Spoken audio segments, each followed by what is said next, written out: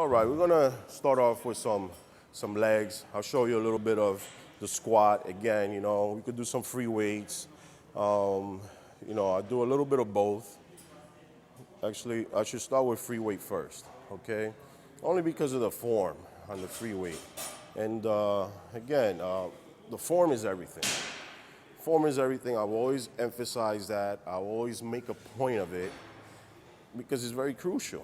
Again, you don't position your feet right, your back, you could get injured, or you could be performing the exercise without benefiting anything whatsoever. So let's go here in the free weight bar. I will show you there, and then I will show you in the Smith. Two different machines. Of course, this is free weight. This is a machine. The difference is, on this one, you have to have a lot more concentration. Why? Because now you have the bar behind you. At the same time, you have to keep the balance. And after the balance, you have to perform the exercise. So those are key things you have to remember. Unlike the Smith, basically, it's just stabilizing yourself on the bar and just worrying about the movement because the balance is already kept by the machine, all right? So let's start over here with the free weight bar.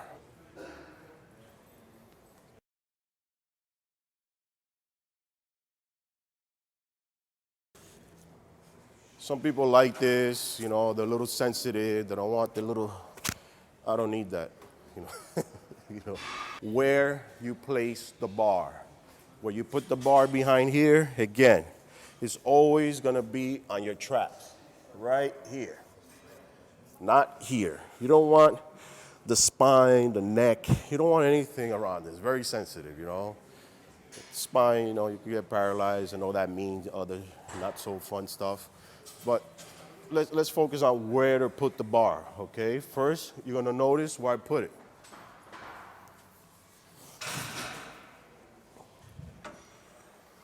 Right on the trap. Okay? This is where it is. All right? Now, to perform the exercise, I'm gonna show you. With this, again, it's like always, guess what? Chest up. Chest up is always important. And your feet positioning varies with each person's height. A shorter person might not go that wide. They might go a little less wide, As you keep getting taller, a little wider. And then you're just 6 feet and above, guess what? You have to go a little wider. Why? So let's just say I go too narrow. If I go too narrow for my height, this is too narrow. What's gonna happen? My back is arched, everything's perfect, my feet positioning are not. Guess what? This is what's gonna happen. See, it becomes a back exercise. I'm not doing lower back. I'm doing squats, I'm doing legs. Right here. This is where it's at. Chin up, because if you keep your chin down, guess what's gonna happen? You're gonna go down. You don't want that, okay? Chin up, chest up, knees slightly bent, and you're ready to go. How low can you go? Low enough where your buttocks and your legs are parallel to the floor. That's it. Let me give you a side profile so you can kind of see it. A little quick side profile. See how low I go? Again. Right there. See where you are? Getting the legs. Right there. See, not leaning forward, not too far back, arched, chin up. Chin up. Chin up. It's great.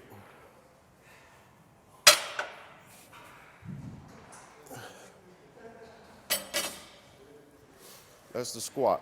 See, that's the squat right there. He knows what he's doing. Now, I'm going to show you on the Smith. On the Smith, again, slightly different. One of the things is you don't have to keep balance. You place your feet a little bit closer, and it will help your sweep. Where the squat, of course, is going to help your sweep, and your teardrop. But right here is always one step under your eyes. That's it. One step. One step. That's it. When you go down, basically, it's your back arches were low enough.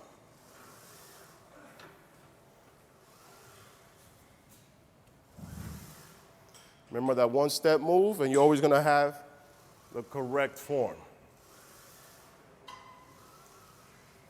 On the squat, never ever lock your knees. You don't want to lock your knees. Always a little bent, never to the bottom. Okay, you don't want to go way down here. That opens up your knees, is no good. Okay?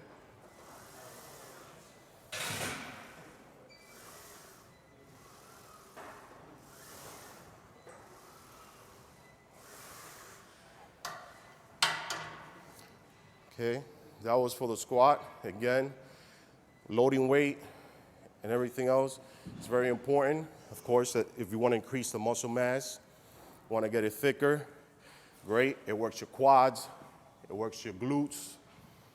I mean, there's not much great, there's not any more I can say that's great about this exercise. It's just one of the best when it comes to doing legs. I want to show you something quick on the leg extension. Not the leg extension itself, only because it's easy. Anybody can do it. I want to show you a secret for the quads on the leg extension. All right, here we are, the leg extension. Again, leg extension is great exercise. You know, most people knows how to do it, but I'm not here to show you that. I'm here to show you what you can do to help your upper quads. What can help your upper quads? I'm gonna tell you right now, for this part right here, for the sweep, this is a pretty simple movement, yet most people still don't know how to do it. On this one, it's basically putting the bar right on your knee.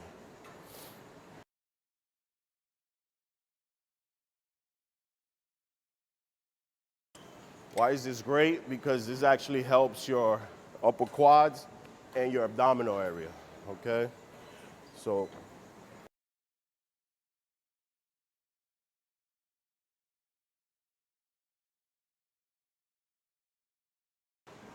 simple movement, do it.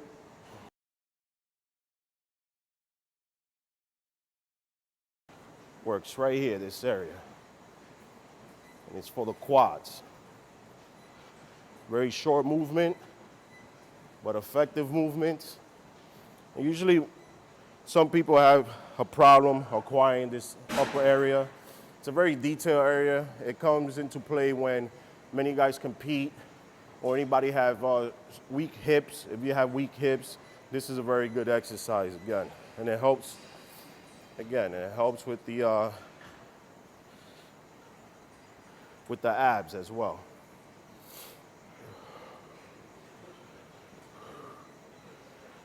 It's right here.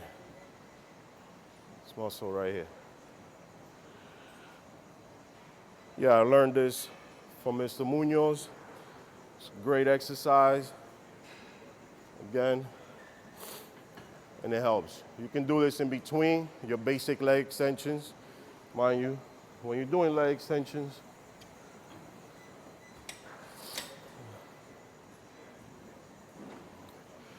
on this one, most people kind of go too far down. You always want to keep that pressure. Keep that pressure locking right up top, you know. You want over here, teardrop, right there. More teardrop, more teardrop.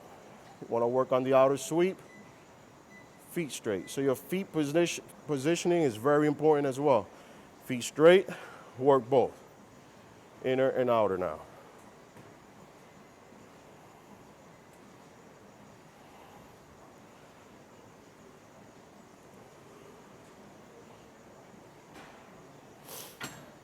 All right, so that's for the quads. You know, now we're gonna move on to some hamstring movements. Hamstrings are great. It completes the entire leg area. It's awesome. I love them. But most people still hate them because they can't see them. You get an annoying pump. It's very annoying. Even to this day, I find it annoying, but it's a lot of fun exercises to do for hamstrings. I'll show you my favorite. Okay, right now I'm going to show you a hamstring exercise. This one is the single hamstrings leg curl. Single is good, it's actually great only because many times when you're doing double hamstrings, one of them usually helps the other. But this one actually gives you the opportunity to have that weaker one get its strength back.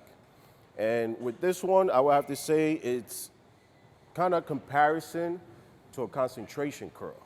You notice that concentration, you really bring the weight down and you squeeze, and you kind of go down and you squeeze. Well, it's the same idea over here. And again, you know, this is a great exercise, you know, and anybody can do it. Women, you want to get that shape. I'll show you three different positions that'll hit three different areas of the hamstrings. It's not as just simple as a leg curl. I'll show you.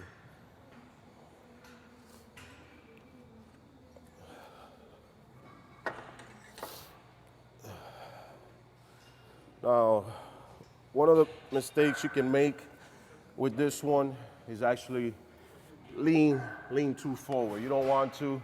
You want to try and keep your back almost straight up, you know. This is a simple way. This is the one where your feet are straight. Your feet are straight. You're going to get the hamstrings. You're going to go straight up. You want to go all the way to the top. When you do it, you don't want to, this is not hamstrings. Hamstrings, right here to the top, and get that negative. Okay? The top, hit that negative. Top, and the negative. Top again, and negative. Now, here's what I'm going to show you. To hit that hamstring glute tie-in, that little area right there, that's where it gets interesting. Let's say you finish doing 10 reps, the last 5, let's get the short movement. The short movement is going to work this area right here. I'm going to go up, and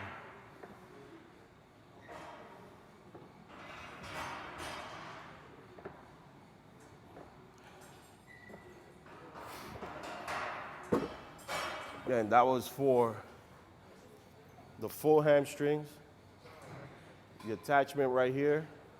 Now, some people have a problem with getting hamstrings down here, right at the bottom. Guess what? Foot positioning. You notice my feet were straight on this one. Well, to hit this inner area, come through the back, come through the back. Yeah. I was doing it straight, but on this one, foot positioning. My toes are gonna be in. Notice my toes are in. By my toes being in, it will hit the inner area.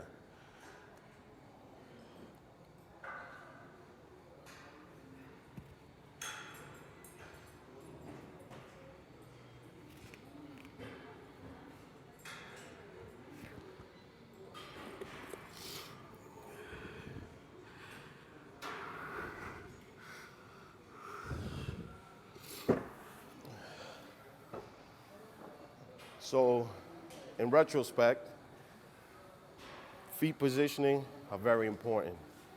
If you don't place them the right way, whether it be on the squat rack, whether it be, doing leg curls or anything of the sorts, again, that will definitely shape up your hamstrings in more ways than one. Yes, it is one big muscle, created by different strands of muscle, with a couple of different names there, but in reality, hamstring as a whole, you have to really put your mind to it and concentrate. I'm going to show you one more for the hamstrings. This one is great. Most people do it without even knowing it, but I'm going to show you that this one's going to be a very important one, again, because it works on stretching your hamstrings, and I'll combine that with the stiff legs. When most people get on the leg press, of course, they want to work the quads. You want to work the quads. Mind you, for leg press, for your quads, your legs want to be parallel to the bar. You always got to remember that. For the quads, your legs are parallel to the bar. So let's say I'm doing leg press. I push off. It's kind of parallel. It goes parallel to the bar. Now, if I go up too high, let's say here, see the bar goes that way, my legs go that way. Am I doing quads? Yes, but indirectly. It's not for the full movement, but from here, I can work my hamstrings. And this is, I go this low. You don't have to go any lower. I'm already free my hamstrings and high.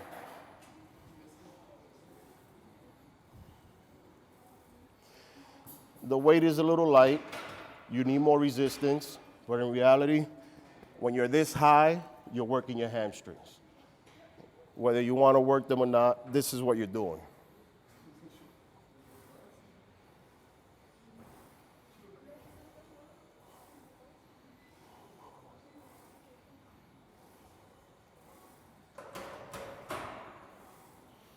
Now, if you were doing quads again, feet lower down here, parallel, and now you can go a little bit lower.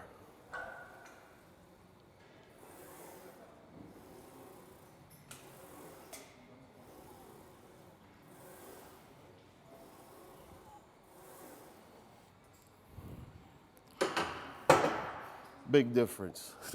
And usually, when I'm finished up with the hamstrings, of course, I like to finish off with some stiff leg deadlifts. You can do the bar, you can do dumbbells. Right now I'm going to show you the plate. Stiff leg deadlifts, basically, as you go down, your legs go back. That's how you ultimately do it. Back. Back. Most people say, I don't feel stiff-legged deadlifts. Why? Because they go straight down. They go down, you can stretch. You can stretch it the way down. See? It's easy. But it's not the way to do it. Stiff-legged deadlifts is pushing your legs back as the same way as you go down.